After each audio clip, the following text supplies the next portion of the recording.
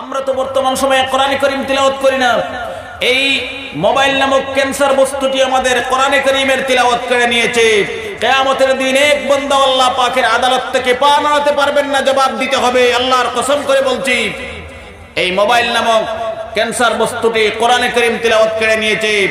আলিম, হাফিজ, বৃদ্ধ, যুবক, তরুণ, তরুণী, মহিলা, পুরুষ থেকে শুরু করে প্রত্যেকজন মানুষ ফেসবুক, ইউটিউব, নাটক ইত্যাদিতে আমরা ব্যস্ত হয়ে যাই, দেখতে যাই, কিন্তু কোরআনে কারীম তিলাওয়াতের সময় নেই।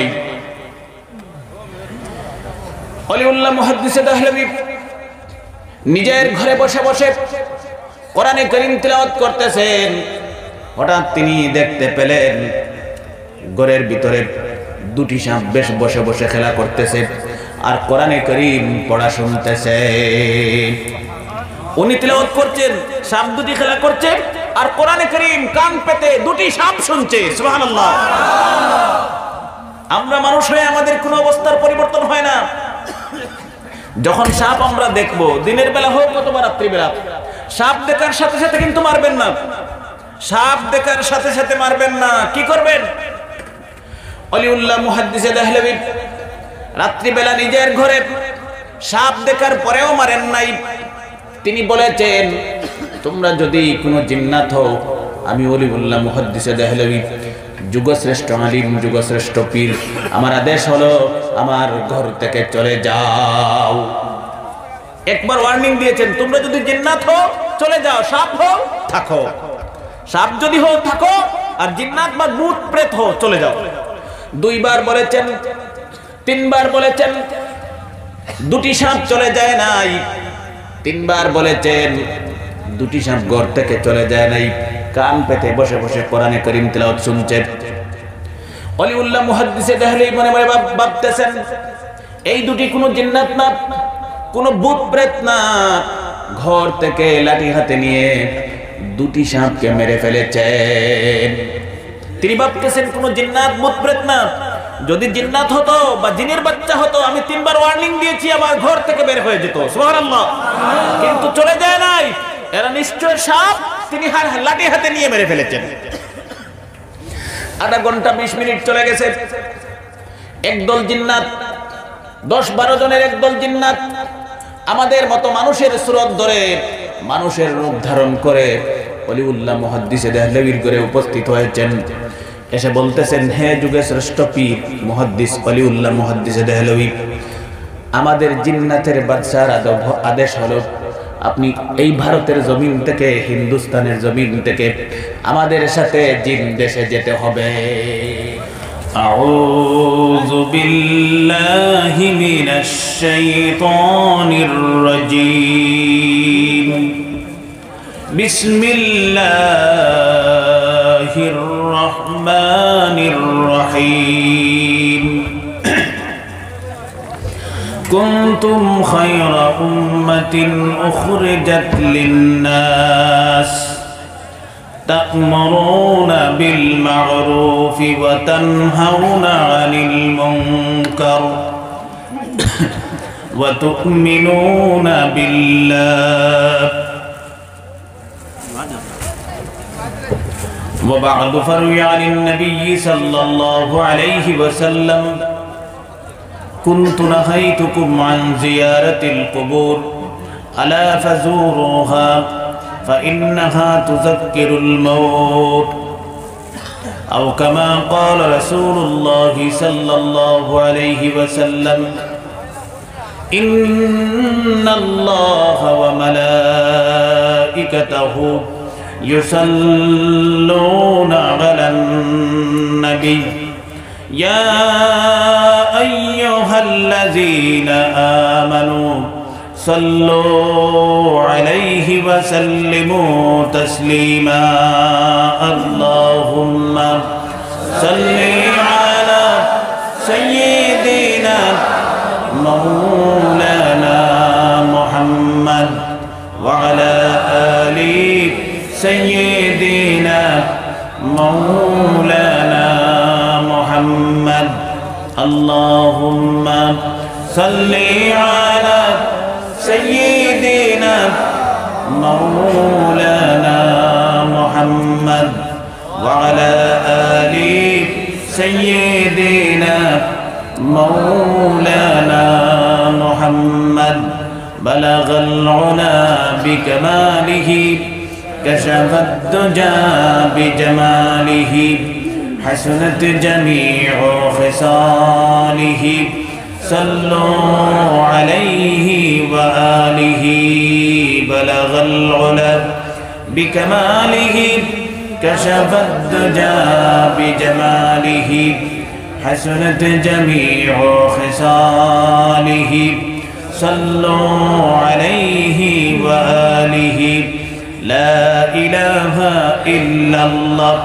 لا إله إلا الله لا إله إلا الله لا إله إلا الله لا إله إلا الله لا إله إلا الله لا إله إلا الله محمد رسول الله صلى الله عليه وسلم সরিষাকুড়ি উত্তর জামে মসজিদ কর্তৃক আয়োজিত এক দিবসীয় দিনী মাহফিলের মহামান্য সভাপতি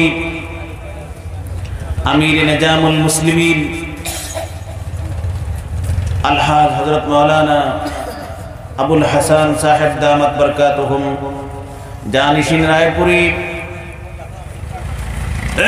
আমার আজিজ হযরত মাওলানা হাফিজ লুৎফুর রহমান সাহেব দামাত বরকাতুহুম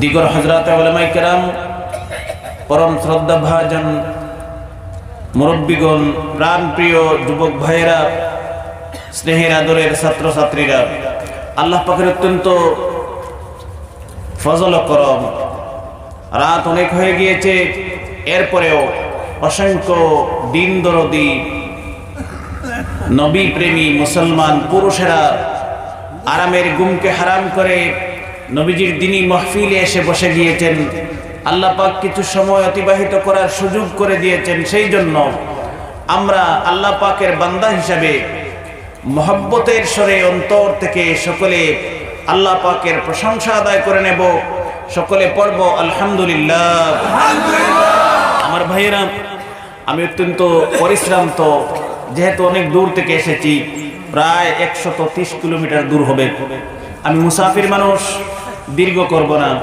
আবার যদি আমি একটায় 12টায় রওনা দেই ফজরের পরে গিয়ে ঘরে পৌঁছবো আগামীকাল আমার ডিউটি আছে আমার স্কুল করতে হবে সুতরাং আমি চলে যাব দোয়া করবেন আল্লাহ পাক যেন সহি সালামতে গন্তব্যস্থলে পৌঁছানোর তৌফিক দিন বলি আমিন সংক্ষেপে আলোচনা করব রাত অনেক হয়ে গিয়েছে ইচ্ছে ছিল মাসলা মাসাইল সম্পর্কে আলোচনা করব আমি যেহেতু এই বিষয়ে আলোচনা করি রাত অনেক হয়ে গেছে এই বিষয়ে আলোচনা করব না সংক্ষেপে কোরআনে কারীমের একটি আয়াতে কারিমা এবং নবীজির হাদিস তেলাওয়াত করেছি আলোচনা করার চেষ্টা করব আমার অনুরোধ থাকবে বর্তমানে সোশ্যাল মিডিয়ার যুগ ইউটিউব ফেসবুক থেকে আপনারা ওয়াজ শুনছেন আলোচনা শুনছেন দিন শিখছেন মাসলা মাসাইল শিখছেন সাবধান সো কেয়ারফুল সতর্ক থাকবেন গুমরাহ হতে পারেন বিপদগামী হতে পারেন আপনি জাহান্নামী হতে পারেন আপনি যদি চান ইউটিউব থেকে ওয়াজ শুনে ফেসবুক থেকে মাসলা মাসাইল শুনে আপনি আমল করবেন দিন শিখবেন মাসলা মাসাইল শিখবেন ফতোয়া নেবেন আপনি জাহান্নামের দরওয়াজায় পৌঁছে যেতে পারেন কেন নবীজি বলেছেন আমি সেই দিকে আলোচনা করব না জাস্ট ইঙ্গিত দিচ্ছি আমি বিশ্ব নবীজি তিরমিজি শরীফের হাদিসে বলছেন নবীজি বলছেন বনি ইসরাইলের উম্মতের মধ্যে 72 দল হবে আর আমার উম্মতের মধ্যে ওয়াতাফতারিকু উম্মতি আলা 73 মিল্লাহ বিশ্ব নবীজি বলছেন আমার উম্মতের মধ্যে 73 দল হবে বনি ইসরাইলের 72 দল আর আমার উম্মতের 73 দল নবীজি বলছেন এই কথা বলে বিশ্ব নবীজি বলেছেন কুল্লুহুম ফিন্নার নবীজি বলেছেন সব দল কিয়ামতের দিন আল্লাহ পাকের কঠিন জাহান্নামে চলে যাবে। একদল জান্নাতে যাবে না। নবীজির মজলিসে জালিলুল কদর সাহাবায়ে কেরাম উপস্থিত ছিলেন। আবু বকর সিদ্দিকের মতো সাহাবী, ওমরের মতো সাহাবী, হযরত আলীর মতো সাহাবী, উসমান রাদিয়াল্লাহু তাআলা আনহু, তালহা, জুবাইর, রাইসুল মুফাসসিরিন আব্দুল্লাহ ইবনে আব্বাস, রাইসুল ফুকাহা আব্দুল্লাহ ইবনে মাসউদ, এইভাবে সাহাবায়ে কেরাম নবীজির মজলিসে উপস্থিত ছিলেন। সুবহানাল্লাহ, সুবহানাল্লাহ। আর নবীজি এই কথা বলেছেন যে একদল কিয়ামতের দিন জান্নাতে যাবে না, তাহলে তো আমরা সাহাবারাও জাহান্নামে চলে যাব। নবীজির এই কথা শুনে সাহাবায়ে কেরাম পেরেশান হয়ে গেছেন, কান্না শুরু করে দিয়েছেন। নবীজির কথা শুনে সাহাবায়ে কেরাম কাঁদতে কাঁদতে পাগলের মতো হয়ে গেছেন, বেহুশ হয়ে গেছেন। কিছুক্ষণ পরে নবীজি বলছেন, ইল্লা মিল্লাতান ওয়াহিদা, শুধুমাত্র একদল কিয়ামতের দিন জান্নাতে যাবে।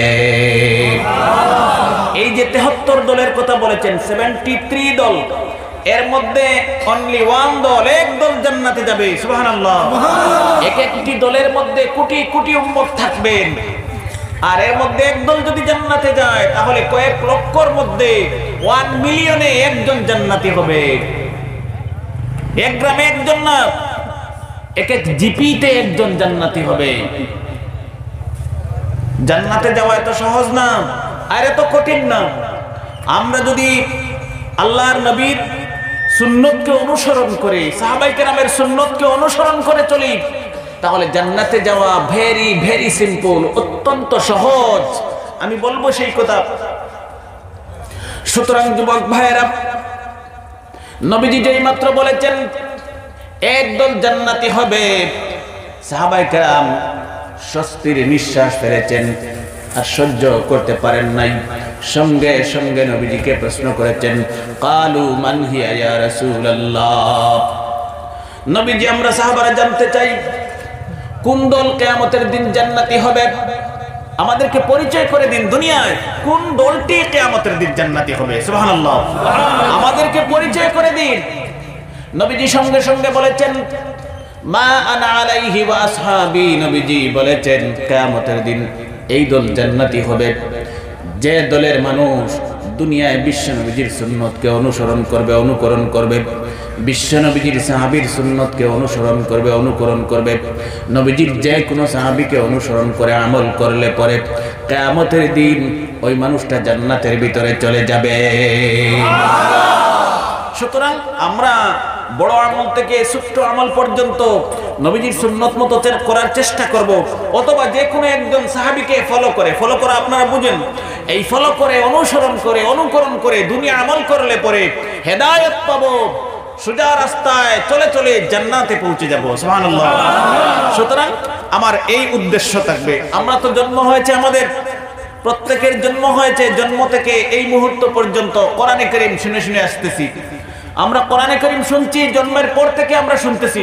এই যে কোরআনে কারীমের 4 জন হাফিজকে আপনারা পুরস্কৃত করেছেন, এই কোরআনে কারীম জন্মের পর থেকে শুনছি, প্রতিদিন শুনছি, প্রতি রাত শুনছি, মৃত্যু পর্যন্ত শুনবো। কিভাবে মৃত্যু পর্যন্ত শুনবো?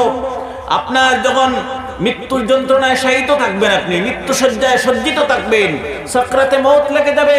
পৃথিবীর কোন মানুষ যখন মৃত্যুর সময় হয়ে যায়, উত্তর দক্ষিণ করে শুয়াইয়া তার মাথার শিয়রে বসে, মাথার কিনারে বসে ছেলেমেয়েরা, পাড়া প্রতিবেশীর মানুষেরা সূরা ইয়াসিন তিলাওয়াত করে। সুবহানাল্লাহ। আমার এই কথা বলার মূল উদ্দেশ্য হলো, জন্ম থেকে মৃত্যু পর্যন্ত আমরা প্রতিদিন কোরআনে কারীম তিলাওয়াত শুনছি, কিন্তু কোরআনে কারীম আমাদের অবস্থার কোনো পরিবর্তন করতে পারে না। এমন জাতির মুসলমান আমরা হলাম, আমরা এত হতভাগা, কপাল পোড়া, দুর্ভাগ্য আমাদের। কোরআনে কারীমের মতো এই মহান আজিম গ্রন্থ আল্লাহ পাক আমাদেরকে দিয়েছেন, তবুও আমাদের অবস্থার কোনো পরিবর্তন হয় না। যেমন ছিলাম তেমন আছি, তেমন থাকবো। মুসলমান আমাদের কি কোনো পরিবর্তন হয়েছে? না। ছোট্ট একটি ঘটনা, আমি বেশি ঘটনা বলি না, ছোট্ট একটি ঘটনা আপনাদের শিক্ষার জন্য বলবো। কিতাবের মধ্যে লিখেছেন, নাম শুনেছেন আপনারা, ওলিউল্লাহ মুহাদ্দিসে দেহলভী রাহমাতুল্লাহ আলাইহি, নাম শুনেছেন আপনারা। হিন্দুস্তানের বিশিষ্ট আলিমে দ্বীন মুহাদ্দিস শাইখুল হাদিস বিশিষ্ট বুজুর্গ আল্লাহ পাকের ওলি, তিনি এশার নামাজ পড়ে নিজের ঘরে বসে বসে কোরআনে কারীম পড়ছেন। এশার নামাজ পড়ে নিজের ঘরে বসে বসে কোরআনে কারীম তিলাওয়াত করতেছেন। আমরা তো বর্তমান সময়ে কোরআনে কারীম তিলাওয়াত করি না। এই মোবাইল নামক ক্যান্সার বস্তুটি আমাদের কোরআনে কারীমের তিলাওয়াত করে নিয়েছে। কিয়ামতের দিন এক বান্দা আল্লাহ পাকের আদালত থেকে পা নাড়াতে পারবেন না, জবাব দিতে হবে। আল্লাহর কসম করে বলছি, এই মোবাইল নামক ক্যান্সার বস্তুটি কোরআনে কারীম তিলাওয়াত করে নিয়েছে। আলিম, হাফিজ, বৃদ্ধ, যুবক, তরুণ, তরুণী, মহিলা, পুরুষ থেকে শুরু করে প্রত্যেকজন মানুষ ফেসবুক, ইউটিউব, নাটক ইত্যাদিতে আমরা ব্যস্ত হয়ে যাই, দেখতে যাই, কিন্তু কোরআনে কারীম তিলাওয়াতের সময় নেই। ওলিউল্লাহ মুহাদ্দিস দেহলভী নিজের ঘরে বসে বসে কোরআনে কারীম তিলাওয়াত করতেছেন। হঠাৎ তিনি দেখতে পেলেন ঘরের ভিতরে দুটি সাপ বেশ বসে বসে খেলা করতেছে আর কোরআনে কারীম পড়া শুনতেছে। উনি তিলাওয়াত করছেন, সাপ দুটি খেলা করছে আর কোরআনে কারীম কান পেতে দুটি সাপ শুনছে। সুবহানাল্লাহ। আমরা মানুষ হয়ে আমাদের কোনো অবস্থার পরিবর্তন হয় না। যখন সাপ আমরা দেখবো, দিনের বেলা হোক অথবা রাত্রি বেলা, সাপ দেখার সাথে সাথে কিন্তু মারবেন না। সাপ দেখার সাথে সাথে মারবেন না। কি করবেন?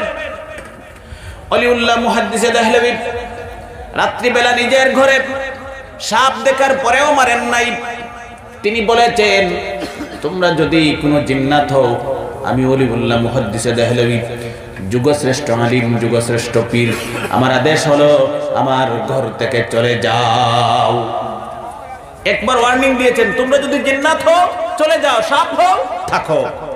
সাপ যদি হও থাকো, আর জিন্নাত বা ভূত প্রেত হও চলে যাও। দুইবার বলেছেন, তিনবার বলেছেন, দুটি সাপ চলে যায় নাই। তিনবার বলেছেন, দুটি সাপ ঘর থেকে চলে যায় নাই, কান পেতে বসে বসে কোরআনে কারীম তিলাওয়াত শুনছে। ওলিউল্লাহ মুহাদ্দিস দেহলভী মনে মনে ভাবতেছেন, এই দুটি কোনো জিন্নাত না, কোনো ভূত প্রেত না, ঘর থেকে লাঠি হাতে নিয়ে দুটি সাপকে মেরে ফেলেছেন। তিনি ভাবতেছেন কোনো জিন্নাত, ভূত প্রেত না। যদি জিন্নাত হতো বা জিনের বাচ্চা হতো, আমি তিনবার ওয়ার্নিং দিয়েছি, আমার ঘর থেকে বের হয়ে যেত। সুবহানাল্লাহ। কিন্তু চলে যায় নাই, এরা নিশ্চয় সাপ। তিনি লাঠি হাতে নিয়ে মেরে ফেলেছেন। আধা ঘন্টা 20 মিনিট চলে গেছে। একদল জিন্নাত, 10-12 জনের একদল জিন্নাত আমাদের মতো মানুষের সুরত ধরে, মানুষের রূপ ধারণ করে ওলিউল্লাহ মুহাদ্দিস দেহলভীর ঘরে উপস্থিত হয়েছেন।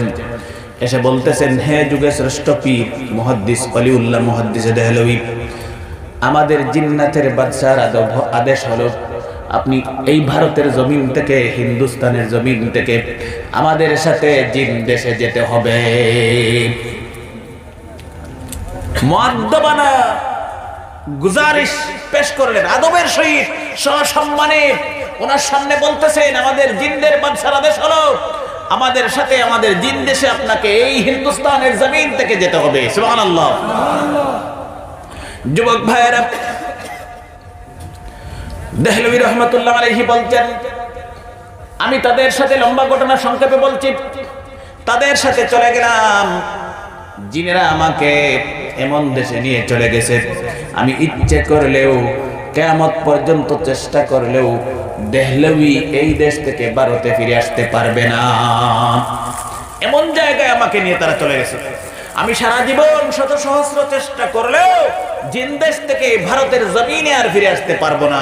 এমন দূর দেশে আমাকে নিয়ে চলে গেছে। সুবহানাল্লাহ। দেহলভী বলছেন, আমাকে জিনের বাদশার সামনে উপস্থিত করা হলো। যে দেশে জিনেরা দেহলভীকে নিয়ে চলে গেছে, দেহলভী বলছেন, এই দেশে লক্ষ লক্ষ জিনের বসবাস। জিনের বাদশা সহ লক্ষ লক্ষ জিনের মধ্যে একটিও জিন্নাত মুসলমান নেই, সব মুসলমান। একটিও মুসলমান নেই, সব মুসলমান জিন্নাত। যে জিনেরা ওনাকে নিয়ে চলে গেছে, একটিও মুসলমান নেই, সব মুসলমান। তাদের বাদশা সহ এই দেশে সব অমুসলমান। ইসলাম কি জানে না, কোরআনে কারীম কি বুঝে না, জীবনে নামও শুনে নাই, নামাজ কি জানে না, আল্লাহকে তারা চিনে না, জানে না, বুঝে না। সুবহানাল্লাহ। দেহলেভি বলছেন, জিনের বাদশা আমাকে বলতেছেন, হে যুগশ্রেষ্ঠ অলি, এত বড় অলি মানুষ, এত বড় আলিম মানুষ কি কাজ করেছেন?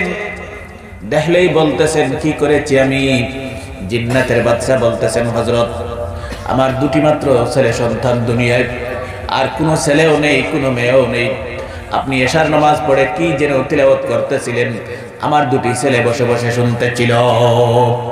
সাপের রূপ ধরে আমার দুটি ছেলে আপনার কোরআনে কারীম তিলাওয়াত শুনতেছিল। সুবহানাল্লাহ। আমার দুটি মাত্র ছেলে, এই দুটি সাপ নয়, জিন্নাতের দুইটি ছেলে, জিনের বাদশার দুটি ছেলে। এই বাদশার আর কোনো ছেলেও নেই, মেয়েও নেই। জিন্নাতের বাদশা বলছেন, আমার ছেলে দুটি কি যেন শুনতেছিল। আপনি একবার বলেছেন, দুইবার বলেছেন, তিনবার বলেছেন, ওয়ার্নিং দিয়েছেন, আমার ছেলেরা সেখান থেকে চলে যায় নাই।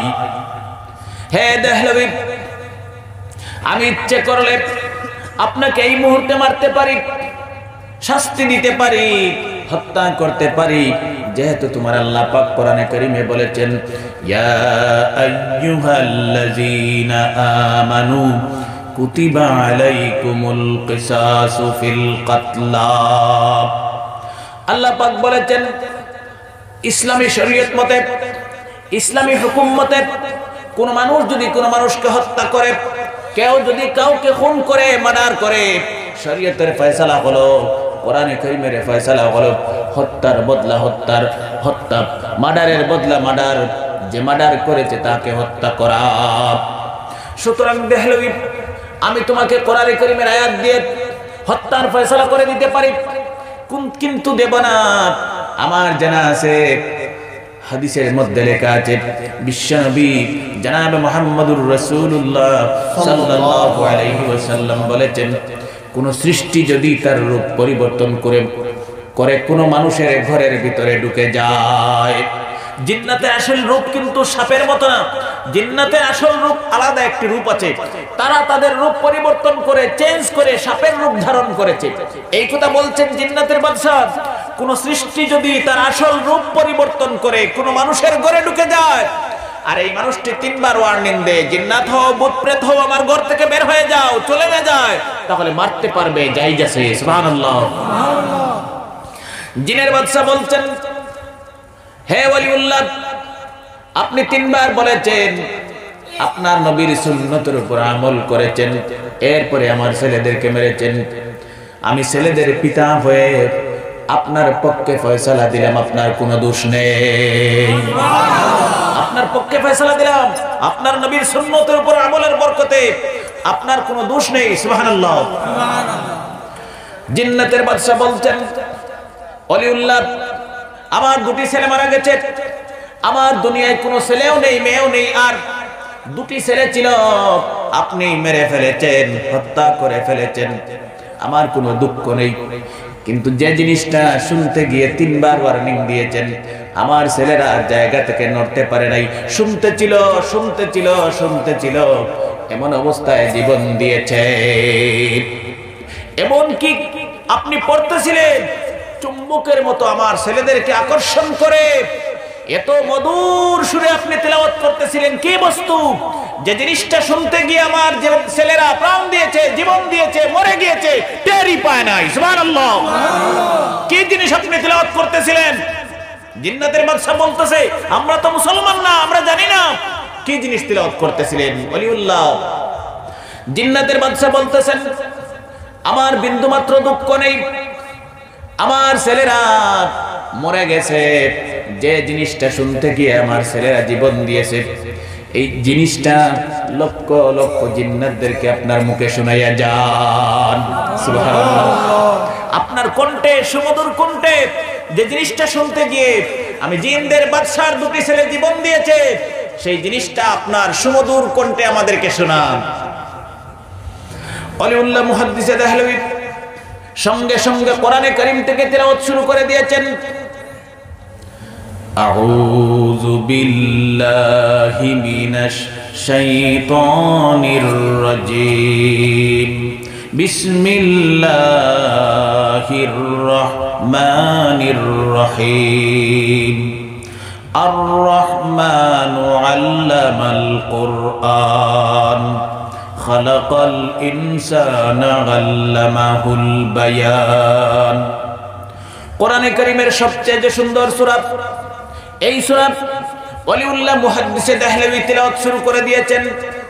ঘটনা লিখতেছেন, মাত্র 8 থেকে 10 আয়াত তিলাওয়াত করেছেন। সূরা রহমান অনেক লম্বা, 8 থেকে 10 আয়াত তিলাওয়াত শুরু করে দিয়েছেন। লক্ষ লক্ষ জিনেরা ওয়ালিউল্লাহ মুহাদ্দিসের তিলাওয়াত শুনে জ্ঞান হারিয়ে জমিনের মধ্যে বেহুশ হয়ে পড়ে গেছে।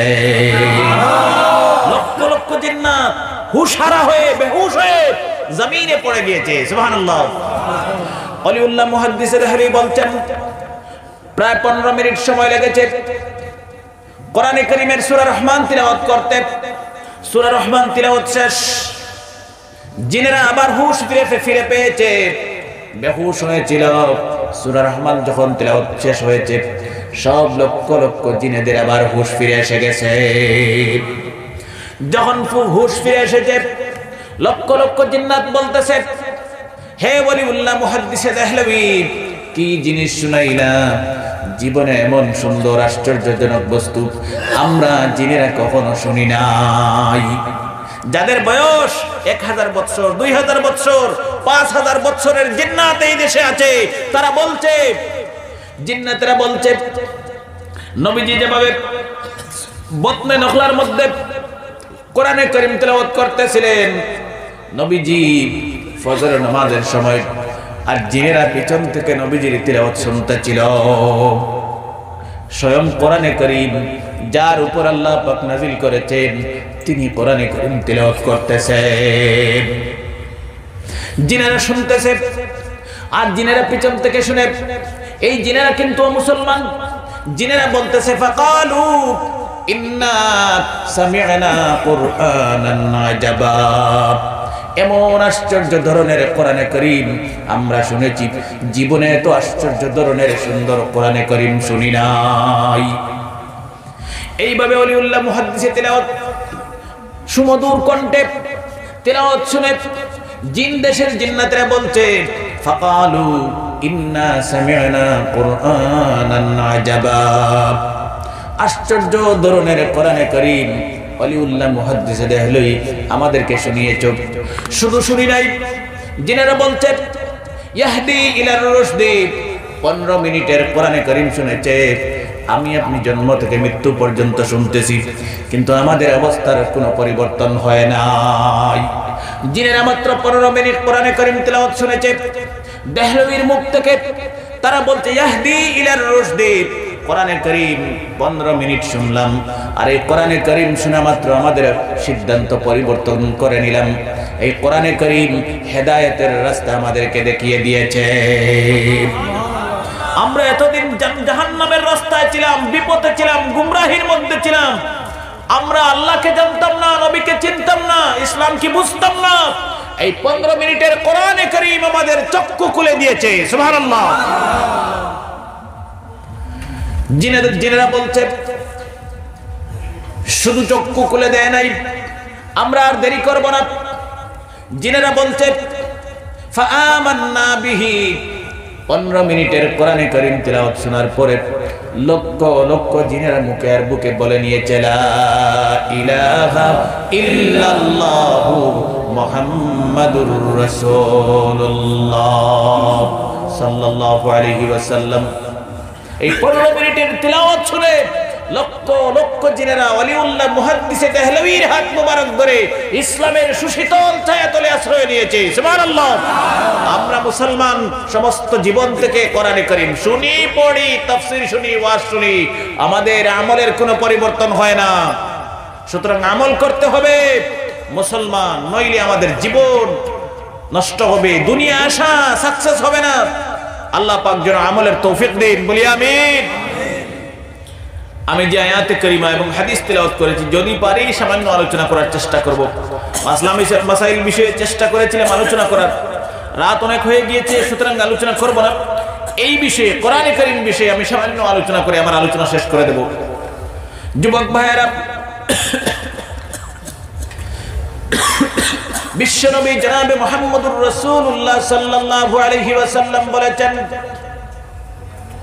কুন আলিমান, নবীজি বলেছেন মুসলমান প্রতিজন মানুষ পুরুষ মহিলা বিশ্বনবীজি বলেছেন আলিম হয়ে যান। আমরা প্রতিজন মানুষ আলিম যেন হয়। নবীজি আমাদেরকে বলেছেন কোন আলিমান। ইসলাম ভালো করে বোঝার চেষ্টা করবেন। ইসলাম ধর্ম মুসলমান পুরুষ এবং মহিলাকে সমান অধিকার দিয়েছে। শিক্ষার ক্ষেত্রে এই মেয়েটা আলিমা হবে, হাফিজা হবে, মেয়েটা মুফতি হবে, মেয়েটা মুহাদ্দিস হবে। সুবহানাল্লাহ। ছেলেও তেমন হাফিজ হবে, আলিম হবে, মুফতি হবে, মুফাসসির হবে, মুহাদ্দিস হবে। সমান অধিকার দিন ইসলাম মুসলমান পুরুষ এবং মেয়েদেরকে দিয়েছে। আমার আলোচনায় আমি বলে থাকি যে ছেলেদের চাইতে মেয়েদের দ্বীন ইসলামের শিক্ষায় সুশিক্ষিত করে গড়ে তোলা একান্ত কর্তব্য, ডবল ফরজ। ছেলেদের চাইতে মেয়েদের ডবল প্রয়োজন। একটি মা যদি ভালো হয়ে যায় একটি পরিবার ভালো হবে। সুবহানাল্লাহ। একটি মা যদি নামাজি হয় একটি পরিবার নামাজি হবে। একটি মা পর্দাশীল হয় একটি পরিবার পর্দাশীল হবে। আরে ভাই, আপনার মেয়ে যদি আলিমা হয়, হাফিজা হয়, প্রতিটি ঘরে ঘরে আপনাদের গ্রামে 200 পরিবার, এই 200 পরিবারে যদি 200টি মেয়ে আলিমা হাফিজা হয়, আল্লাহর কসম করে বলছি এই গ্রামে এসে জীবনে পর্দার ওয়াজ করতে হবে না। এই গ্রামে এসে এই মেয়েটি যে জায়গায় বিবাহ হবে, এই মেয়েটি স্বামীর সেবা করে না, খিদমত করে না, এই ওয়াজ জীবনে করতে হবে না। এই মেয়েটি তার শ্বশুর শাশুড়ির খিদমত করে না, জীবনে ওয়াজ করতে হবে না। মা নামাজি হলে মেয়ে নামাজি হবে, মা নামাজি হলে ছেলে নামাজি হবে। মেয়ে যদি আলিমা হয়, মেয়ে যদি হাফিজা হয়, অবশ্যই মেয়েটি নামাজি হবে। সুবহানাল্লাহ। সুতরাং আমরা দ্বীন ইসলামের শিক্ষায় প্রথমে ছেলেকে মেয়েকে ইসলামী শিক্ষায় সুশিক্ষিত করে গড়ে তোলার চেষ্টা করব। শুধু মক্তব শিক্ষা এই প্রজন্মে, ভালো করে বুঝবেন, শুধু মক্তব শিক্ষা এই প্রজন্মে মুসলমান ছেলে মেয়েদের সাফিসিয়েন্ট নয়, আরো অনেক শিক্ষার প্রয়োজন। আপনারা জানেন, যারা শিক্ষিত লিটারেট পারসন, আপনারা জানেন এই ভারতের জমিনে প্রতিদিন মুসলমান, প্রতি বৎসর অন্তত 13 থেকে 14,000 মুসলমান মেয়েরা ডাইভার্ট হয়ে অন্য ধর্ম গ্রহণ করছে। এদের পিছনে দোষ সকলের, আমাদের, আপনাদের। এই মেয়েদেরকে, মুসলমান মেয়েদেরকে ইসলামী সুশিক্ষায় শিক্ষিত করে গড়ে তুলতে পারি নাই। কিয়ামতের দিন আল্লাহ পাকের আদালতে জবাব দিতে হবে। সুতরাং আমি ছেলেকেও শিক্ষিত বানাবো। ইসলাম শিক্ষার মর্যাদা দিয়েছে। যুবক ভাইয়েরা,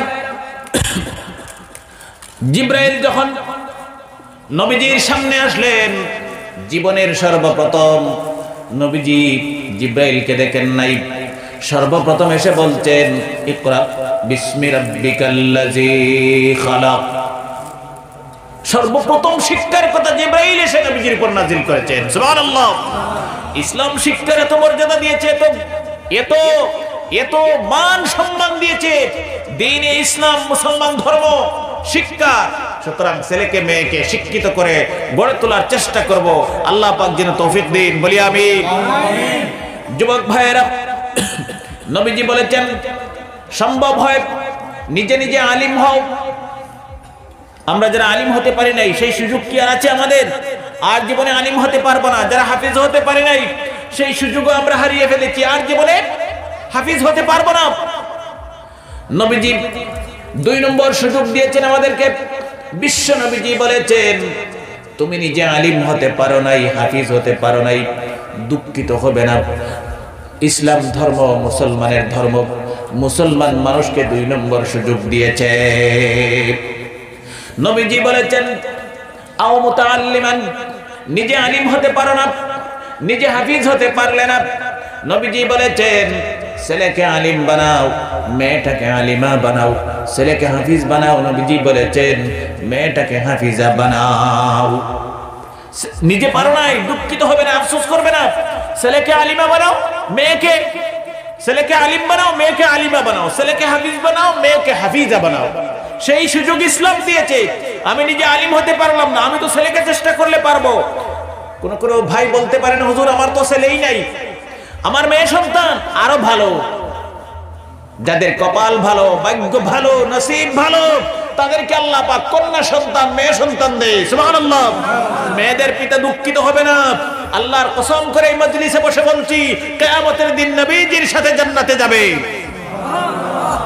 যুবক ভাইয়েরা, বিশ্ব নবীজি বলছেন, মান কানা লাহু সালাসু বানাতিন, নবীজি বলছেন কোন পিতার যদি দুনিয়ায় 3টা কন্যা সন্তান হয়, মেয়ে সন্তান হয়, ইউরবিহিন্না, নবীজি বলেছেন যদি লালন পালন করে ভালোভাবে, মেয়েদেরকে যদি ইয়ালামুহুন্না, দিন শিখায়, আদব শিখায়, পর্দা শিক্ষা দেয়, নামাজ শিক্ষা দেয়, অথবা যদি মেয়েটাকে হাফিজা বানাতে পারে, আলিমা বানাতে পারে, এরপরে যদি মেয়েটাকে সৎপাত্রস্থ করতে পারে, ভালো জামাই দেখে বিবাহ দিতে পারে, কিয়ামতের দিন 3 মেয়ের পিতা আমি বিশ্ব নবীজি একসাথে জান্নাতের ভিতরে চলে যাব। এই মজলিসে নবীজির এক সাহাবী ছিলেন, দাঁড়িয়ে গেলেন। এই সাহাবীর 2টি মেয়ে সন্তান, সহ্য করতে পারেন নাই, নবীজির মজলিসে দাঁড়িয়ে গেছেন আর কেঁদে কেঁদে বলতেছেন, ইয়া রাসূলুল্লাহ, কোন পিতার যদি 2টি মেয়ে সন্তান হয় আর দিন শিখায়, আদব শিখায়, পর্দা শিক্ষা দেয়, নামাজি বানায়, ভালো জামাই দেখে বিবাহ দেয়, তাকেও কি সেই সম্মান আল্লাহ পাক দেবেন? নবীজির সাহাবীর সেই প্রশ্ন ছিল। নবীজি তো 3 মেয়ের পিতার কথা বলেছেন, আর এই সাহাবীর 2 মেয়ে ছিল। সুবহানাল্লাহ। নবীজি মুস্কি মুস্কি হেসে বলছেন, 3 মেয়ের পিতাকে যে সম্মান দেওয়া হবে, 2 মেয়ের পিতাকেও সেই সম্মান দেওয়া হবে। সুতরাং যুবক ভাইয়েরা, মেয়ে দিয়ে চিন্তা করবেন না, মেয়েটাকে আলিমা বানান, মেয়েটাকে হাফিজা বানান, কিয়ামতের দিন আল্লাহ পাক নবীজির সাথে জান্নাতের ফয়সালা করে দেবেন। যুবক ভাইয়েরা, নবীজি বলেছেন ছেলেকে আলিম বানান, মেয়েকে আলিমা বানান। আলিম বানালে পরে কি হবে? ছেলেটা যদি হাফিজ হয়, মেয়েটা হাফিজা হয়, কি লাভ হবে? সংক্ষেপ কথা হলো, নবীজির সুন্নত আমি হাদিস তিলাওয়াত করেছিলাম। বিশ্ব নবীজি বলতেছেন, কুনতু নাহাইতুকুম আন জিয়ারাতিল কুবুর। ইসলামের প্রাথমিক যুগে বিশ্ব নবীজি সাহাবায়ে কেরামদেরকে বলেছেন, আমার সাহাবায়ে কেরাম আপনারা কবর জিয়ারতে যাবেন না। নবীজি নিষেধ করেছেন, কারণ আছে।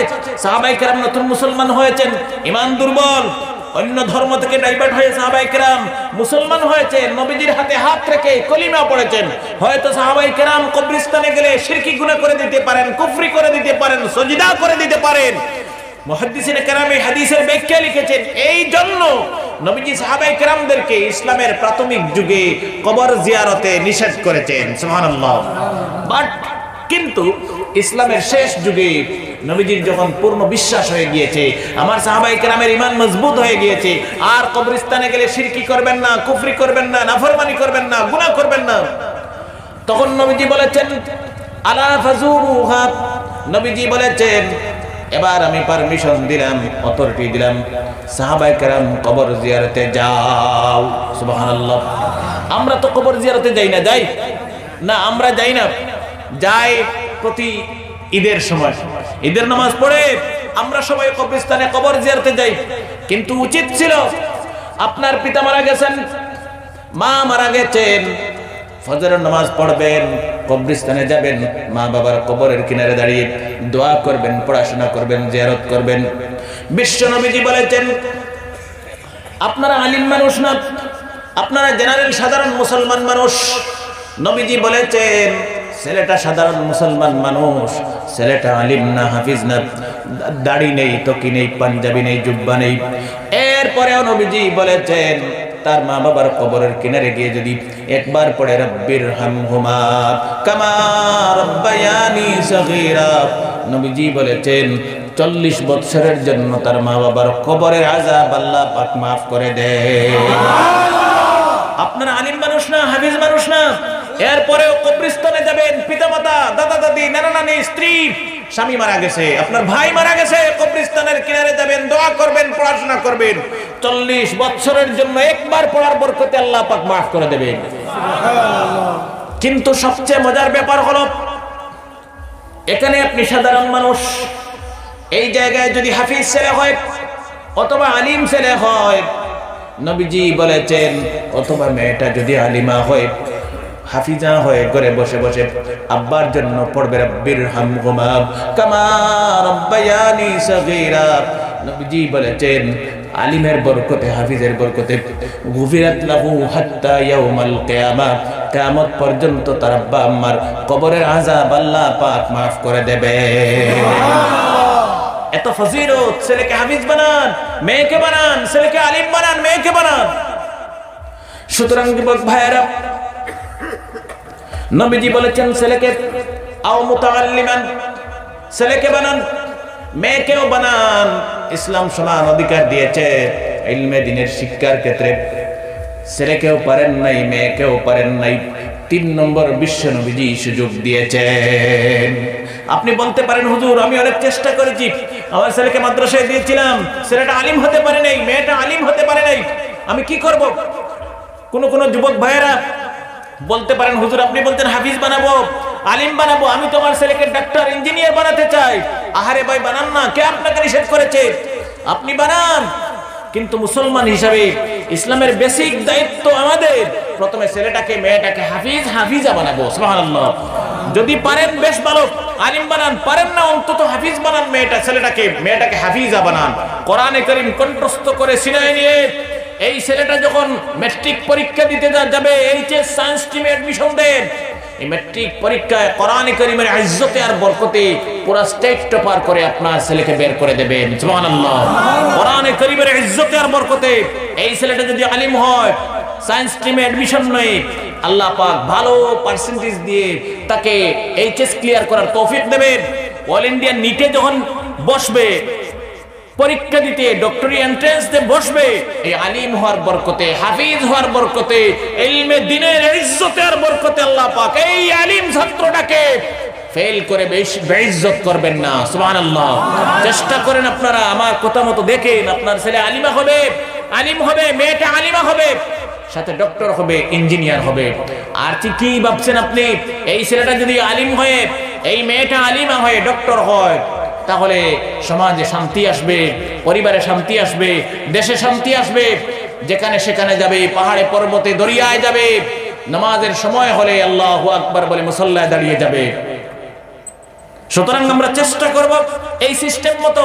আপনি মনে মনে বলতে পারেন হুজুর আমার ছেলেকে আমি হাফিজ দেব না, মেয়েকে হাফিজা বানাবো না, আমার ভালো প্রাইভেট স্কুলে আমি ভর্তি দেব, আর ভালো প্রাইভেট স্কুলে ভর্তি দিয়ে আমি 6টা সাবজেক্ট, 6 জন মাস্টার আমি টিউশন মাস্টার রেখে দেব, বই খাতা কাগজ কলম ইত্যাদি কিনে দিয়ে আমার ছেলেকে আমি শিক্ষিত করে নেব। কি ভাবেন আপনারা? টাকা পয়সা দিয়ে কি ছেলে মেয়েদেরকে আমরা শিক্ষিত করে নিতে পারবো? মনে মনে কি ভাবেন? ছেলে মেয়েকে কি আমরা টাকা পয়সা দিয়ে শিক্ষিত করে নিতে পারবো? আরে ভাই, বেশিরভাগ টাকাওয়ালার ছেলে মেয়েরা সমাজে শিক্ষিত নয়, বেশিরভাগ গরিব মানুষেরা সমাজে শিক্ষিত, উচ্চ শিক্ষিত, বড় বড় ফিলোসোফার, দার্শনিক, বড় বড় বিজ্ঞানী, চিকিৎসক, আলিম, ওলামা, বড় বড় কারি, গরিব ঘরের সন্তান। সুবহানাল্লাহ। 80% শিক্ষিত এই দুনিয়ার সমাজে গরিব ঘরের সন্তান। ইতিহাস আমি বলতে পারবো।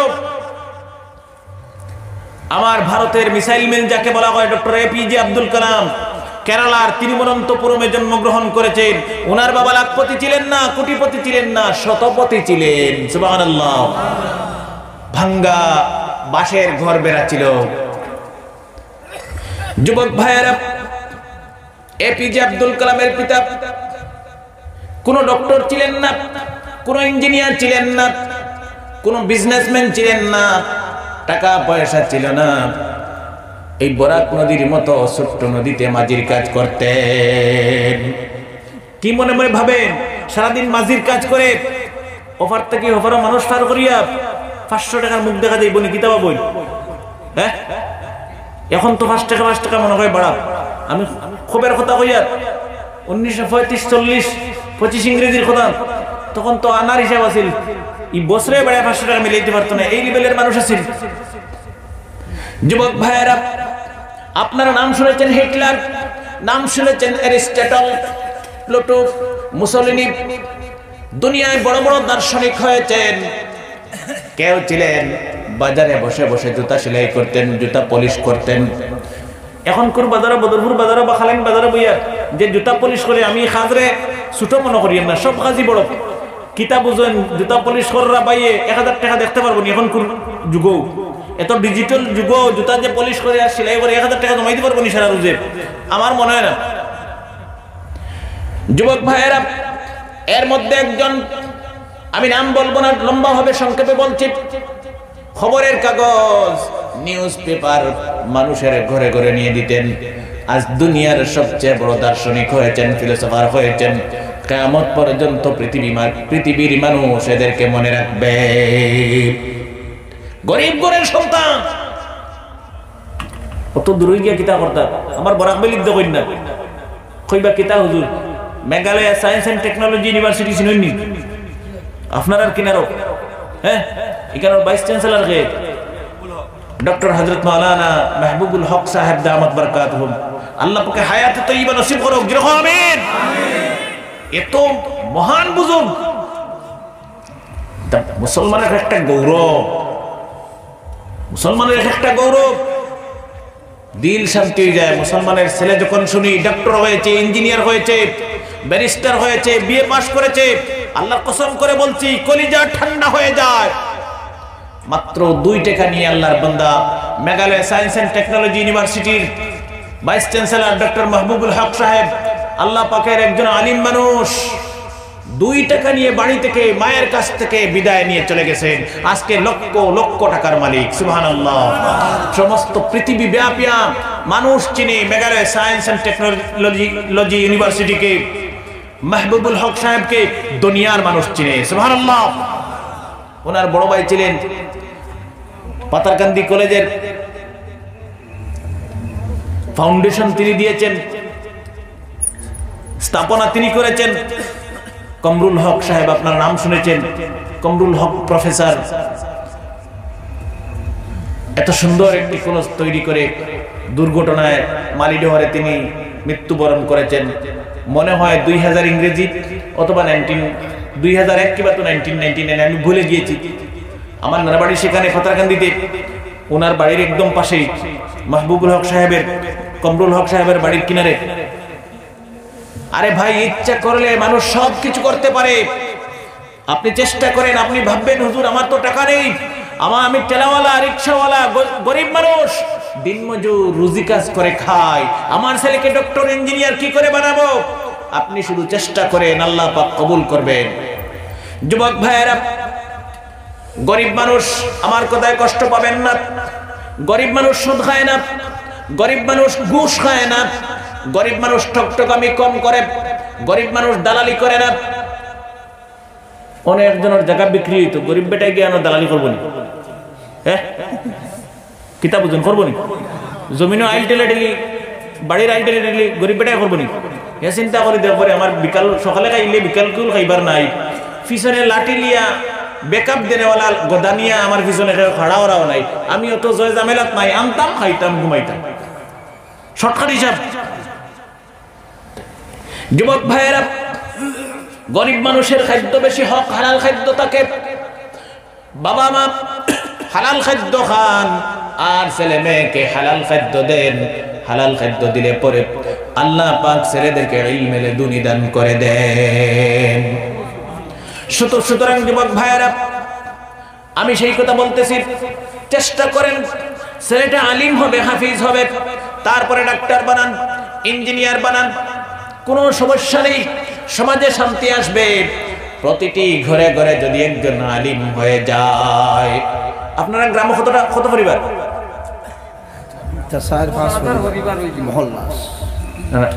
মনে করো না আমি ধরলাম 200 পরিবার হাজারও কম নেই আমি বুঝানো লাগে বুঝানো লাগে এক্সাম্পল 200 পরিবার এক একটা পরিবার যদি একজন আলিম অথবা একজন হাফিজ হইল তো কয়জন হইবা 200 জন ফজর নামাজ অন্তত 160 জন উপস্থিত থাকবা অরিজিনাল কথা কইয়া 40 জন কেউর অসুখ কেউর অন্য প্রবলেম সবার তো সমান অবস্থা নাই বা অন্তত 150 জন উপস্থিত থাকবা 200 পরিবারের গ্রাম এখন কিতা 20 জন হইনি ফজর নামাজ ইমাম সাহেব কই 20 জন হইনি আলহামদুলিল্লাহ 20 জন 50 জন তো হইনি ওই যাবা প্রায় মাশাআল্লাহ বেশ ভালো আলহামদুলিল্লাহ কিন্তু 100 জন 200 জন আমগো অন্তত 200 জন তাকতা 150 জন তাকতা কিন্তু তা হই না আলিম হইলে তাকলা অনেক কোনো সময় হেনারও ডরাইয়া, কোনো সময় আপনারা ডরাইয়া। অরিজিনাল কথা কইয়া, হেনারও ডরাইয়া থাকলা অনেক, আর হেনারও যাই ডরাইতে নাই, আপনারা ডরাইয়া থাকলা অনেক। কেন আপনারা সকালে উঠে ফতোয়া দিবা দেখছো নি, হ্যাঁ হাফিজ আলিম না ডাকাই গুমার ফজরের নামাজও নাই, বেটার প্রেস্টিজও ধরবো না নি, এমনিও ফেরবারে নামাজ আইব। ইকান আলাদা কথা কইলাম। মেইন বস্তু কি জানেন যুবক ভাইয়েরা, যখন আপনাকে উত্তর দক্ষিণ করে শোয়ানো হবে, পৃথিবীর মানুষ আপনাকে কলিমা তলকিন দেবেন, তখন ছেলেটা যদি হাফিজ হয়, মেয়েটা যদি হাফিজা হয়, অথবা ছেলেটা আলিম হয়, মেয়েটা আলিমা হয়, মাথার কিনারে বসে সূরা ইয়াসিন তিলাওয়াত করবে। কিতাবের মধ্যে লিখেছেন এই সূরা ইয়াসিন তিলাওয়াতের বরকতে আল্লাহ পাক ছেলেটা আলিম হওয়ার বরকতে, হাফিজ হওয়ার বরকতে আপনাকে অর্থাৎ তার মা বাপকে আল্লাহ পাক ইমানের সহিত মৃত্যু দান করে দিতে পারে। সুতরাং ছেলেকে আলিম বানান, মেয়েকে আলিমা বানান, অনেক লাভ হবে যুবক ভাইয়েরা। আমি লম্বা করব না, সংক্ষেপে বলছি, ছেলেরা যদি হাফিজ হয়, মেয়েরা যদি হাফিজা হয়, 24টা ঘন্টা আল্লাহ পাক আপনার ঘরে রহমতে সকিনা নাজিল করে দেবে। যুবক ভাইয়েরা সংক্ষেপে একটি ঘটনা বলি। আমরা তো আলিমকে সম্মান দেই না, হাফিজকে সম্মান দেই না।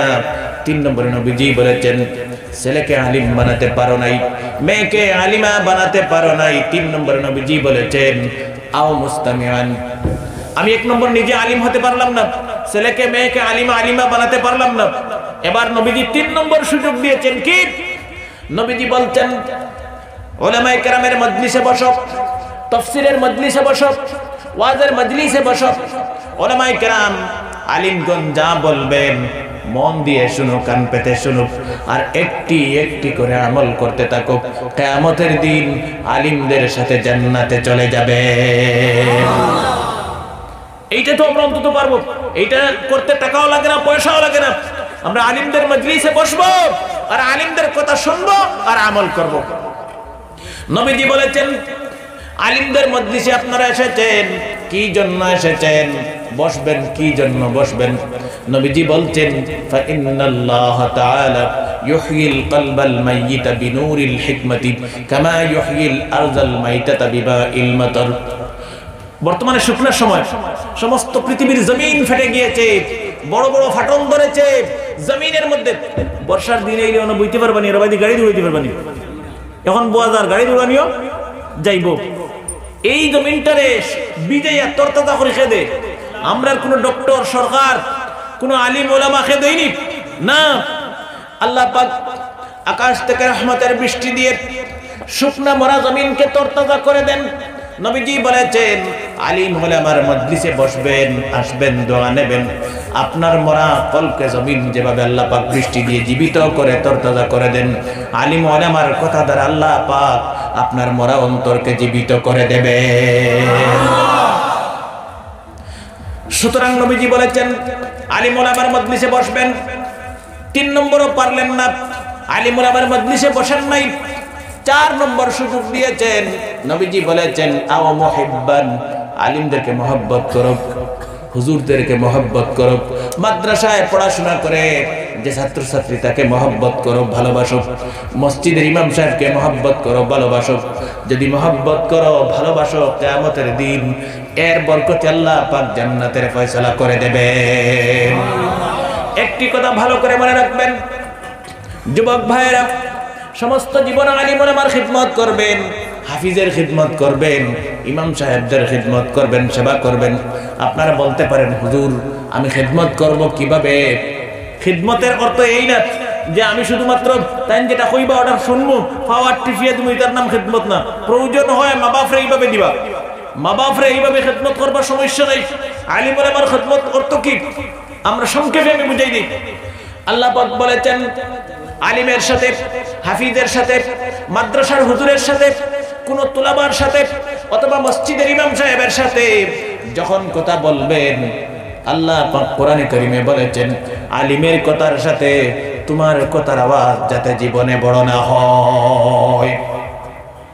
আমি যখন আলিমের সাথে কথা বলবো, হাফিজের সাথে কথা বলবো, কোন মৌলানার সাথে কথা বলবো, ইমামের সাথে কথা বলবো, আমার আওয়াজ যাতে ইমামের আওয়াজের চাইতে বড় না হয়, গুনাহে কবিরা, আপনার সমস্ত জীবনের আমল আল্লাহ পাক জ্বালিয়ে নষ্ট করে দেবে। যত বড় হাজী হন, গাজী হন, মাওলানা হন, আলিমের আওয়াজের চাইতে আপনার আওয়াজ যাতে বড় না হয়। সুবহানাল্লাহ।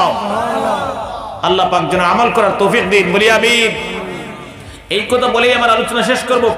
হাফিজের মর্যাদা কি, আলিমের মর্যাদা কি, কিতাবের মধ্যে লিখতেছেন ঘটনা, লম্বা ঘটনা, আমি সংক্ষেপে বলবো। আরব দেশ থেকে ছোট্ট একটি জাহাজ, প্রায় 300 জন মানুষ ব্যবসা বাণিজ্যের জিনিসপত্র নিয়ে, মালদ্বীপ এক দেশ, আমাদের ভারতের প্রতিবেশী দেশ হলো মালদ্বীপ, পৃথিবীর সবচেয়ে নিচু দেশ, পৃথিবীর সবচেয়ে নিচু দেশ। সাগরের পানি থেকে মাত্র 1.5 মিটার উঁচু সেই পৃথিবীর ভূপৃষ্ঠ। আপনারা আমার কথা বুঝতে পারতেছেন কিনা আমি জানি না। পৃথিবীর পর্যটকদের জন্য দুনিয়ার সবচেয়ে সেরা দেশ হলো মালদ্বীপ। চতুর্দিকে পানি আর পানি, সাগর আর সাগর। দ্বীপ কাকে বলা হয়? যে দেশের চতুর্দিকে পানি আর পানি, সেই দেশকে দ্বীপ রাষ্ট্র বলা হয়। দ্বীপ, মালদ্বীপের আরেকটি নাম লাক্ষাদ্বীপ। লক্ষ দ্বীপের সমাহার সমান লাক্ষাদ্বীপ। আপনারা যারা ম্যাট্রিক ক্লাসে পড়েছেন, 12-11 পড়েছেন, সমাস, ব্যাস বাক্য সহ সমাস আপনারা করেছেন। লক্ষ দ্বীপের সমাহার সমান লাক্ষাদ্বীপ। আসলে লক্ষ লক্ষ দ্বীপ নেই লাক্ষাদ্বীপে, প্রায় 200 দ্বীপ মিলিয়ে একটি দেশ, যার নাম হলো লাক্ষাদ্বীপ। যার সেই পৃথিবীর মোট জনসংখ্যা প্রায় 3 লক্ষ। সেই পৃথিবীর না, সেই দেশের লাক্ষাদ্বীপের জনসংখ্যা প্রায় 3 লক্ষ। এই দেশের মোট আয়ের 25% থেকে 35% আয় হলো পর্যটকরা পৃথিবীর বিভিন্ন দেশ থেকে সেই দেশে যান ঘুরতে, দেখতে, তাদের অনেক অনেক অনেক ইনকাম হয়। সুবহানাল্লাহ। এই লাক্ষাদ্বীপ মানে মালদ্বীপ। এই মালদ্বীপ দেশে আরব দেশ থেকে প্রায় 300 জন মিলে সব ধরনের জিনিসপত্র সেই দেশে নিয়ে বিক্রি করবেন, এই উদ্দেশ্যে নিয়ে জাহাজে বুঝাই করে মালদ্বীপ দেশের উদ্দেশ্যে রওনা দিয়েছেন। সুবহানাল্লাহ। ঘটনা লিখতেছেন, এই ভারত মহাসাগর দিয়ে জাহাজটি পানির উপর দিয়ে চলে আসতেছে। সাগরের ঠিক মাঝখানে আসার পরে আল্লাহ পাকের হুকুমে সমস্ত মাল সম্পদ সহ, লক্ষ লক্ষ কোটি টাকার সম্পদ সহ 300 জন মানুষ সহ সাগরের ভিতরে ডুবে যায়। লক্ষ লক্ষ টাকার সম্পদ, ব্যবসার সামগ্রী, আর 300 জন মানুষ সব সাগরের নিচে ডুবে গেছেন। সুবহানাল্লাহ। শুধুমাত্র 12 বছরের এক যুবক ছেলে, বাচ্চা মানুষ, কিশোর মানুষ, 12 বছরের হাফিজ ছেলের নাম হলো আবুল বারাকাত। জাহাজের একটি লাকড়ি ভেঙ্গে আলাদা হয়ে গেছে তক্তা। এই তক্তার উপর ভেসে ভেসে মালদ্বীপ দেশের বালুচরের কিনারা লেগে গেছে। যে দেশে উদ্দেশ্য করে আসবেন, বের হয়েছিলেন বাড়ি থেকে, মালদ্বীপ দেশ, সেই দেশের কিনারা লেগে গেছে আল্লাহ পাকের রহমতে বরকতে, সাগরের মিডিল থেকে। নাম হলো আবুল বারাকাত, কোরআনে কারীমের হাফিজ। আর যে দেশে ব্যবসার জন্য তারা আসতেছিলেন, সেই দেশ মালদ্বীপ দেশ। এই মালদ্বীপ দেশে একজনও মুসলমান নেই, সব অন্য ধর্মের মানুষ, বৌদ্ধিস্ট ধর্মের মানুষ বা অন্য ধর্মের মানুষ। তাদের ভাষা হলো মালে ভাষা, কোন কোন বর্ণনা লিখতেছেন তাদের ভাষা হলো থাই ভাষা, আর আরবি মানুষের ভাষা হলো আরবি ভাষা। আরব দেশের মানুষের ভাষা হলো আরবি ভাষা। আবুল বারাকাত বলতেন, মালদ্বীপ দেশের বালুচরে যখন আমার তক্তা যখন লেগেছে, আমি হুঁশ ফিরে পেলাম। মালদ্বীপ দেশের বালুচর দিয়ে হেঁটে হেঁটে মালদ্বীপ দেশের বস্তি এলাকায় চলে গেলাম। মালদ্বীপ দেশের বস্তি এলাকায় চলে যাওয়ার পরে অনেক দিন হয়েছে আমি কোনো কিছু খাই নাই। আমি বোকা মানুষ, পরিশ্রান্ত মানুষ। আমি মালদ্বীপ দেশের মানুষকে বোঝানোর চেষ্টা করছি, হে মালদ্বীপ দেশের মানুষ, আমি আরব দেশ থেকে এসেছি, অনেক দিন হয়েছে কোনো খাবার বস্তু খাই নাই, আমাকে খাদ্য দেন। আমার সঙ্গী সাথীরা সব পানিতে ডুবে মরে গেছে। কিন্তু আমি আরবিতে কথা বলতেছি, তাদের ভাষা হলো মালে ভাষা, মালদ্বীপ দেশের ভাষা। তারা আমার ভাষা বুঝে না, আমি তাদের ভাষা বুঝি না। সকাল থেকে সন্ধ্যা হয়ে গেল, কোনো মানুষ আমাকে একটু পানীয় দেয় নাই খাবারের জন্য। আমি ক্ষুধার্ত মানুষ, সন্ধ্যার সময় মাগরিবের নামাজের সময়, আর এই দেশের সব মানুষ অন্য ধর্মের মুসলমান নেই। আমি সন্ধ্যার সময় মাগরিবের নামাজের সময় এক বুড়ি মহিলার বাড়িতে গেলাম, জোর হাতে বললাম, মা আমার আরবি ভাষায় আমাকে সামান্য খাবারের ব্যবস্থা দেন, এই দেশে আমার আপন বলতে কেউ নেই, আমাকে থাকার জায়গা দেন। বুড়ি মহিলা আমার কথা বুঝতে পেরে আমাকে খাবারের ব্যবস্থা করে দিয়েছে। আবুল বারাকাত বলতেন, খাবারের পরে আমি থাকতে চাইলাম, বুড়ি মহিলা আমাকে নিষেধ করেছেন, আমার বাড়িতে থাকতে দেওয়া যাবে না, যেহেতু আমার বাড়িতে কোনো পুরুষ মানুষ নেই, আমার বাড়িতে শুধুমাত্র আমি বুড়ি মহিলা আর এক সুন্দরী যুবতী মেয়ে সন্তান, আমি তোমাকে থাকতে দিতে পারবো না। আবুল বারাকাত বলছেন, আমি জোর হাতে এই বুড়ি মহিলার সামনে দাঁড়াইলাম আর বললাম, মা আমি তোমার ছেলের মতো, আজ থেকে তুমি আমার মা, তোমার ছেলে ভেবে আমাকে তোমার বাড়িতে থাকার জায়গা দেও। বুড়ি মহিলার মনটা গলে গেল, নরম হয়ে গেল, এই বুড়ি মহিলা আমাকে তার বাড়িতে থাকতে দিয়েছেন। আবুল বারাকাত বলতেন, প্রতিদিন মা মানুষের ঘরে ঘরে গিয়ে কাজ করতেন আর মা মেয়ের সংসার চালাতেন। আমি বললাম, মা আমি তোমার ছেলে আবুল বারাকাত, যদিও আমার বয়স 12 বছর 13 বছর, আগামীকাল থেকে আমি মানুষের ঘরে ঘরে যাব, কাজ করব, অথবা জঙ্গলে যাব, লাকড়ি কাটবো, বাজারে এনে বিক্রি করব, যা টাকা পয়সা পাবো, তুমি আমার মা, আমার বোন আর আমি আবুল বারাকাত এই টাকা দিয়ে জীবন অতিবাহিত করে নেব। মাকে কাজে যেতে দেয় নাই আবুল বারাকাত। আবুল বারাকাত প্রতিদিন কাজে যেত। হঠাৎ একদিন, এই দেশে কোনো মুসলমান নেই, আর এই দেশের মানুষ জানে না আবুল বারাকাত মুসলমান ছেলে, আর আবুল বারাকাত কোরআনে কারীমের হাফিজ ছেলে, কোনো মানুষ জানে না। আবুল বারাকাত বলতেন, প্রতিদিন আমি সন্ধ্যার আগে আগে বাড়িতে ফিরে আসতাম। একদিন আসতে দেরি হলো, মাগরিবের নামাজ রাস্তায় পড়ে আমি সন্ধ্যার পরে বাড়িতে আসলাম। বাড়িতে এসে দেখি আমার বাড়িতে হাজার হাজার মানুষ উপস্থিত হয়ে গেছে। আমার মা আর আমার বোন একে অপরের গলায় ধরে হাউমাউ করে বাচ্চাদের মতো জুড়ে জুড়ে কান্নাকাটি করতেছেন। দেখে মনে হচ্ছে কে যেন মরে গেছে। আমি একজন বৃদ্ধ লোককে প্রশ্ন করলাম, হে বাবা, আমার মা আমার বোন কান্দে কেন? বৃদ্ধ লোক বলতেন, আবুল বারাকাত তুমি জানো না, তুমি আরব দেশ থেকে এসেছ।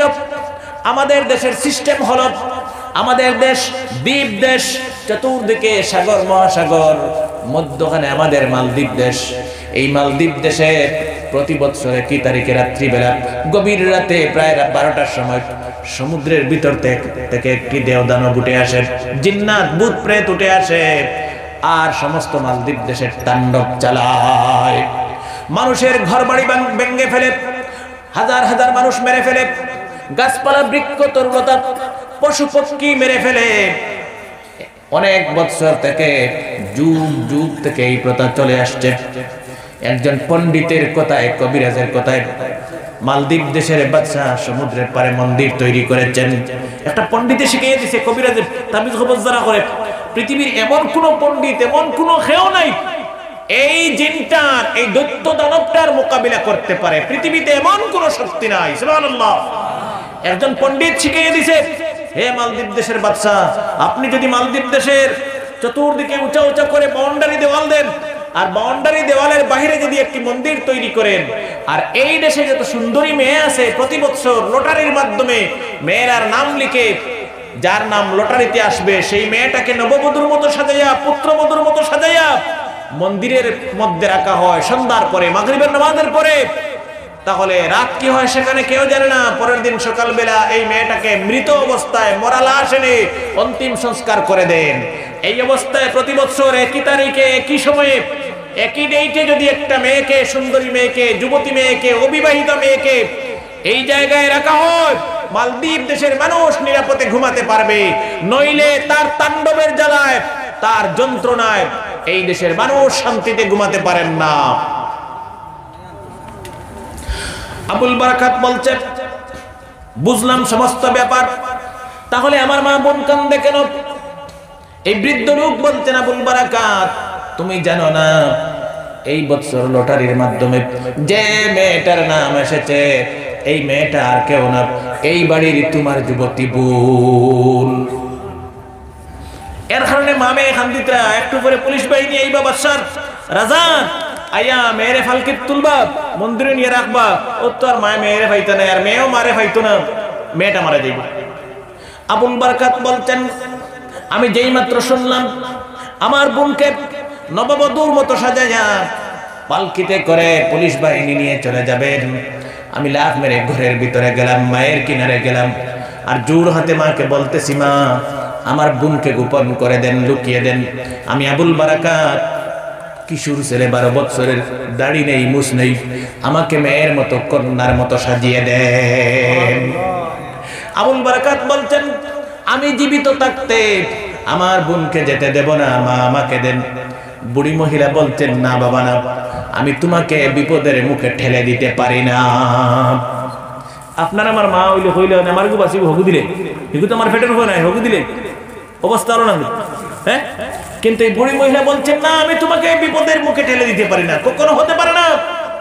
আবুল বারাকাত বলছেন, আমাকে দিতেই হবে।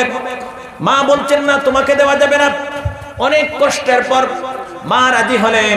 আবুল বারাকাত বলছেন, আমার বোনকে গোপন করা হলো, লুকিয়ে দেওয়া হলো, আর বোনের সমস্ত কাপড় চোপড় অলংকার ইত্যাদি পরিয়ে আমাকে মেয়ের মতো নববধূর মতো সাজিয়ে দেওয়া হয়েছে। কিছুক্ষণ পরে পুলিশ বাহিনী আসলেন, আমাকে মেয়ে মনে করে পালকিতে তুলে সন্ধ্যার পরে মাগরিবের নামাজের পরে মন্দিরে, সেই সমুদ্রের কিনারে মন্দিরে নিয়ে চলে গেলেন। পুলিশ বাহিনী রেখে তাড়াতাড়ি সেই জায়গা থেকে চলে গেলেন। আবুল বারাকাত বলছেন, নববধূর মতো, নতুন স্ত্রীর মতো আমাকে সাজিয়ে দেওয়া হয়েছে। আমি মাথাটা নিচের দিকে দিয়ে সমুদ্রের কিনারে মন্দিরে বসেছিলাম। আমি এশার নামাজের সময় হলো, এশার নামাজ পড়লাম। এশার নামাজ পড়ে আমি মনে মনে বসে বসে পড়াশোনা করতেছি। প্রায় রাত 12টা হলো। আবুল বারাকাত বলছেন, হঠাৎ বিকট শব্দ শুনতে পেলাম, আওয়াজ শুনতে পেলাম, যে আওয়াজের কারণে পৃথিবীর জমিন থরথর করে কাঁপতেছে। মনে হচ্ছে আওয়াজের ভয়ে আমি আবুল বারাকাতের কলিজা ফেটে যাবে। আওয়াজের কারণে আমি নিজে ভয় পেয়ে গেছি। আমি মাটিতে বসেছিলাম মন্দিরের ভিতরে। আমি দাঁড়িয়ে গেলাম, বাহিরে বের হয়ে তিনি বলতেছেন, জ্যোৎস্নার রাত, চন্দ্রনীর রাত, চতুর্দিকে দেখা যাচ্ছে। আমি দেখতে পেলাম হঠাৎ আওয়াজের পরে সমুদ্রের মাঝখান থেকে বিশাল পাহাড়ের মতো একটি দৈত্য দানব উঠে ধীরে ধীরে পানির উপর দিয়ে আমার দিকে আসতেছে। পাহাড়ের মতো একটি দৈত্য দানব, জিন্নাত, বিশাল বিকট রূপ ধারণ করে ধীরে ধীরে পানির উপরে উপরে হেঁটে হেঁটে আমার দিকে আসছে। আবুল বারাকাত বলছেন, যেই মাত্র আমি দেখতে পেলাম, কোরআনে কারীম তেলাওয়াত শুরু করে দিয়েছি, মনে মনে পড়তেছি। অনেক সময় তেলাওয়াত করার পরে আমি আবার দেখলাম, আবারও দেখি এই জিন্নাতটা, দৈত্য দানবটা পাহাড়ের মতো বড় আমার দিকে পানির উপর হেঁটে হেঁটে আসতেছে। আবুল বারাকাত বলছেন, আমার আর সহ্য হলো না। আল্লাহ পাকের কোরআনে কারীম, যেহেতু আমি হাফিজ ছেলে, জুড়ে জুড়ে উচ্চ আওয়াজে সুমধুর কণ্ঠে তিলাওয়াত শুরু করে দিয়েছি।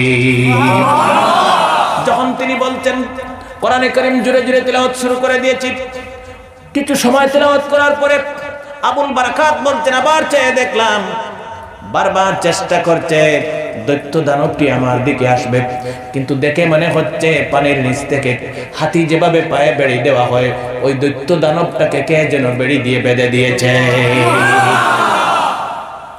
আবুল বারাকাত বলছেন, এই অবস্থা দেখে আমার মনে আরো মহব্বত বেড়ে গেছে, আল্লাহ পাকের কুদরতের উপর বিশ্বাস বেড়ে গেছে, কোরআনে কারীমের প্রতি আরো সম্মান বেড়ে গেছে।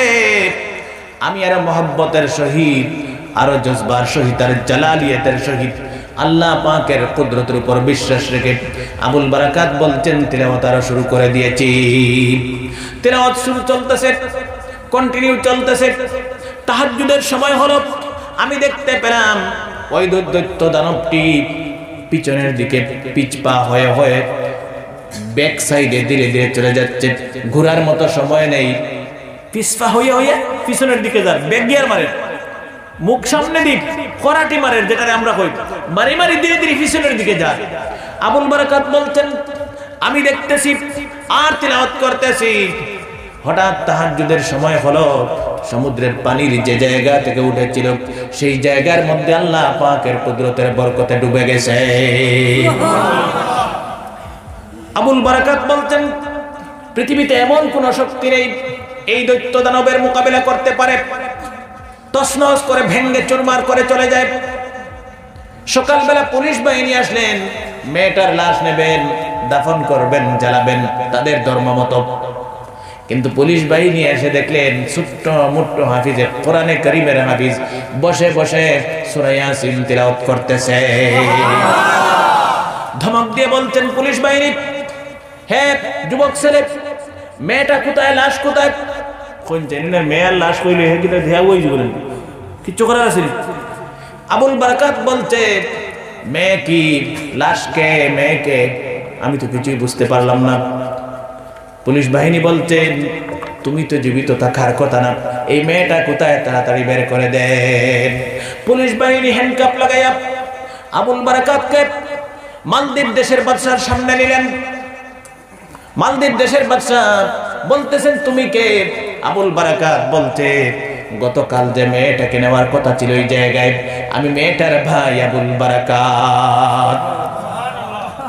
দেশের বাদশা বলতেন, হে আবুল বারাকাত, কোনো শক্তি নেই, কোনো ক্ষমতা নেই মালদ্বীপ দেশের দৈত্য দানবের সামনে থেকে বেঁচে আসার। তুমি কি করে বেঁচে আসলে আমাকে বলো। আবুল বারাকাত বলতেন, আমি আরব দেশ থেকে এসেছি, মুসলমান মানুষ। আমরা পৃথিবীর কোন সৃষ্টি বস্তুকে ভয় পাই না, শুধুমাত্র মুসলমান ভয় পায় আল্লাহ পাকের জাতকে।